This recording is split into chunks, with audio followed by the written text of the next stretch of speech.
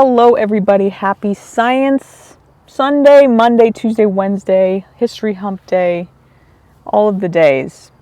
Philosophy Friday, all of them combined. Listen, it's too much. It's too hard to read.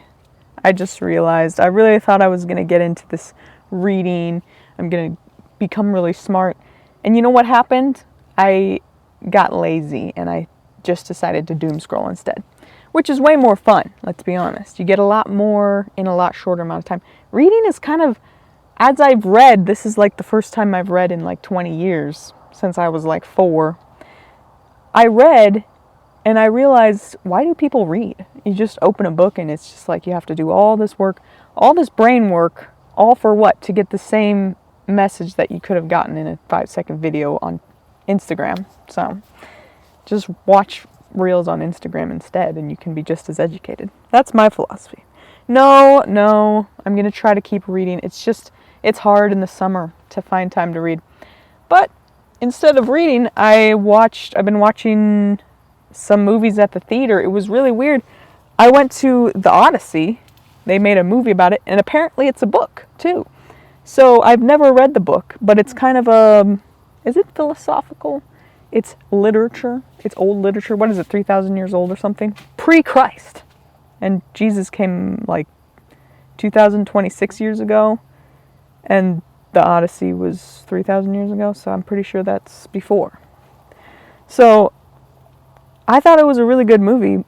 But I haven't read the book. And it seems like people who have read the book were slightly disappointed in the movie. Although, to be fair, could have you made it better? You probably could have. What's the guy? I don't remember the guy that made the movie. Nolan? Is that his name? He's really good at making it look real, making it rah-rah. I don't know, they didn't have green screen or something. They had people actually buried in the sand for the demons or whatever. So that was cool. But I do think at some point I should read the book and compare and contrast or whatever, however that works. Because if you read the book, apparently, this is why you don't read books though, because you read books and then you watch the movies and then you get disappointed. Whereas you could have just saved time, not read the book, which takes like 5 years to read probably anyways. And you could just watch the movie and get the gist of it. And then you won't be disappointed in the movie. So, problem solved. Anyway, I don't know when that was, like a week ago or something, that I watched the Odyssey, and then the next week I watched Spider-Man, and I had this whiplash because they have like the same actors. They got Spider-Man in the Odyssey, and then the goddess from the Odyssey is also in Spider-Man as the girlfriend.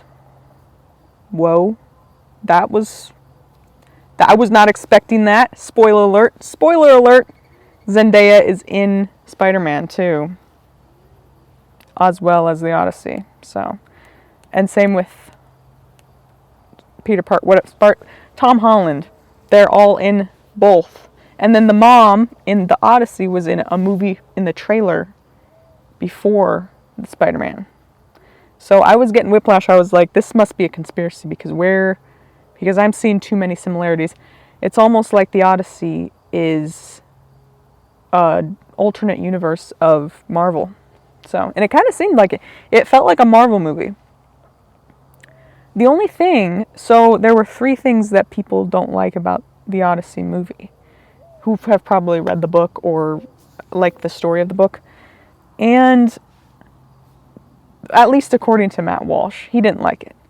But maybe there were other people who didn't like it. It seems like the 3 things that people didn't like were the race swapping, because they're like, well, these people are Greeks. But here's the thing.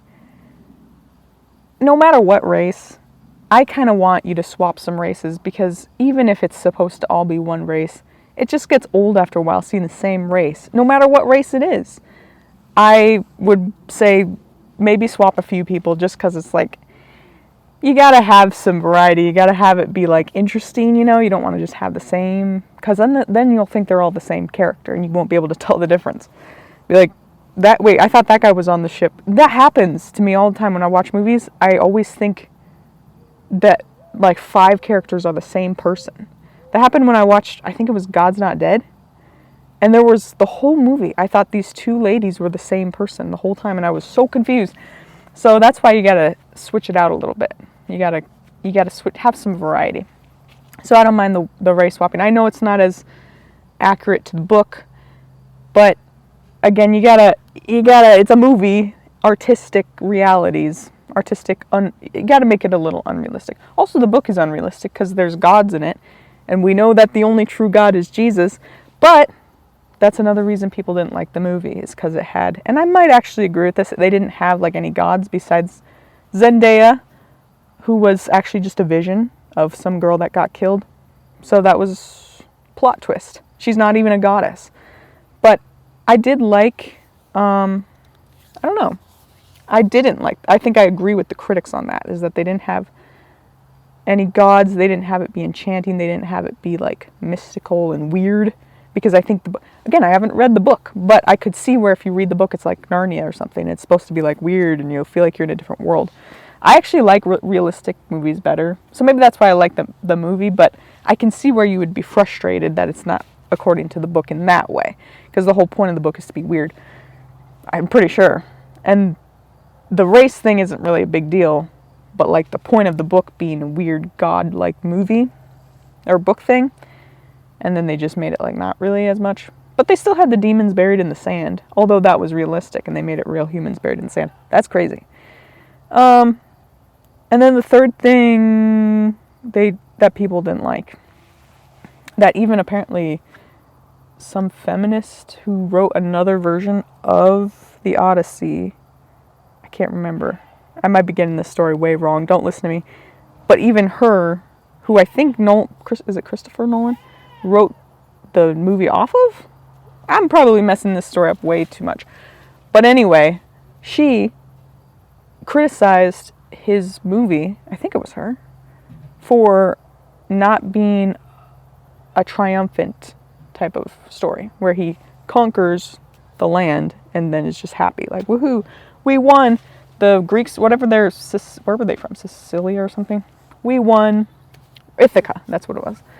The Ithacans won. Whoever they teamed up with, we beat the people, even if we killed some innocent people in the process. It's mostly like glorious and glad, but it ended up being more shameful and sad because he realized that he, spoiler alert, killed innocent people in the war. Because, spoiler alert, that happens in war sometimes. And so he was like sad, and I can see where I can kind of see where that would take away from the story, because the story is supposed to be glorious. But also, and then I kind of thought about it, I was like, isn't it good that we're sad that people died? I don't know. Now I'm confused. But I can, it's the struggle of humans, where we're like, we want to win, but also at the end of the day, how about nobody dies, but how do you win a war without, you could just say don't kill the innocent people. I don't know. But how do you know who's innocent when you're in war? I don't know, but I think is it bad that we as a society look from the modern lens and judge people back then from the modern lens and say, whoa, you killed a bunch of innocent people, so you're just as bad? Or do we say, no, it's good that you triumphed and you won, you were brave and you had courage? But I don't know, like, my instinct is to side with modern times, but that's just because I live in modern times. Maybe my brain is infected with modern influence. But also, is it that bad of a modern influence to not like seeing innocent people die? And I feel like people back in the day also, they would have thought that. Like, it's not just the Enlightenment that makes us think that in the modern times. Like, it's got to be, you have a brain, like, you have to watch innocent people dying, even in war where you're going against them. And I mean, even as the soldier doing it, you got to have some sort of like, is this right? Why am I, But maybe not. Maybe we're way off in modern times. You know what? Again, this is not, this is what's frustrating about philosophy, is that I feel like I have these original thoughts. I'm like, murder is wrong, killing is wrong. And then, oh, actually that was Socrates that came up with that. And that's not an original thought. You just got that from Socratic thinking or from the Enlightenment. Okay, Mr. Philosopher, I guess I don't have an original thought. I don't know. So, that was the Odyssey. That's, I think, again, so I don't really have a take. I just really liked it. It was very entertaining. It should have been more enchanting to follow the book. You don't have to follow the race, I don't think. You don't have to make them all white, because I think that would be boring anyways. in my opinion. Just like any other race would be boring if it was just all the same race.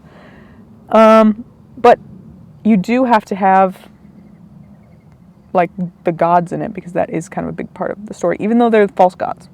So end it with Jesus is the real God. And then, yeah, I don't know, having shame about war, you could sprinkle that. I don't know, like that. That's where I'm in between. I think race swapping was good. The second thing, not having it being very enchanting or mystical, I think that was bad. And then I go in between on the shame of the war, being shameful about the war. So, yeah, I'm in the middle on that. So I'm right in the middle of the critics. I agree with one, disagree with the other, and in between on the third one. And then, yeah, and then Spider-Man, I don't know if are people allowed to talk about movies when they come out, like to not spoil it? I'll just say it was really sad and heartwarming, and I don't know, it was like, I actually almost cried. It's kind of embarrassing. I was like, whoa, he's fake, like he's not even real. But you kind of feel a little bit bad for him. Because as you know from the movie before, the No Way Home one, he made everybody, so this is not a spoiler alert unless it's been like 2 years or something, 4 years, however long, he made everybody forget about him. So then in this movie, it's exploring him living with everyone, forgetting about him. Literally being as probably alone as you possibly can, plus his aunt died in the last one. So he's just as alone as you can. So you kind of feel a little bit bad for him. Even though you're like, he's fake, it's not even real. You have to be like, why am I crying? He's just a random superhero that doesn't even, no one can actually do that, as cool as that would be. Would you rather be lonely and be able to swing from webs, or be totally alone, have a lot of family around, but you don't have those powers? I'd rather have the powers, honestly, but it's fake, so I don't actually feel bad for him because he's just fictional. So, too bad, Peter Parker, go be fake. So it's fine. So as long as you're fake, it's fine if you're lonely, because you're not even real. So, be more fake. That's still my message, just to be more fake. And that's why none of these opinions are real. I'm just saying whatever sounds popular. I'm just kidding. No, those are actually my opinions. I actually did almost cry for Spider-Man. And I probably cried for the Odyssey. But anyway, they were both interesting, very philosophical. I'm sure Spider-Man... What would be the philosophical take from Spider-Man? To be more fake. Yeah. And then make everybody forget about you. That you are who you surround yourself with. There you go. You are nothing without the people around you. And if the people around you forget who you are, then you basically are nothing. So don't be forgettable. Maybe that's the better takeaway. Either be fake or don't be forgettable, one or the other. Yeah, you can't really make it through life alone, because otherwise you'll end up on a TV screen and it'll make me cry. So I feel bad for you.